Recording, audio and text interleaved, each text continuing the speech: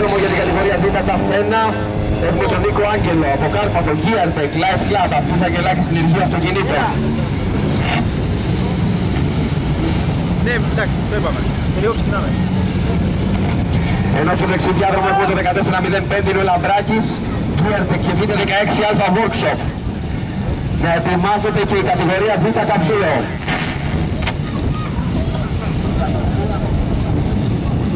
Έλα. Δεν πάω να φτάρω.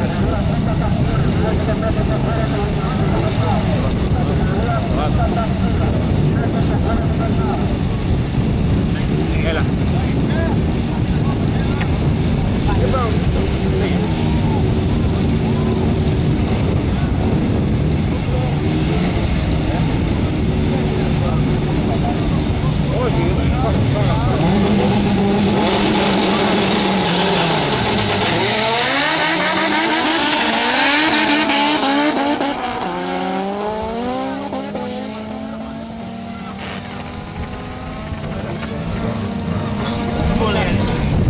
Και ο χρόνος για τον αριστερό διάδρομο 13.033 και 11.173 για το δεξί διάδρομο Λαμπράκης με 224 έξοδο.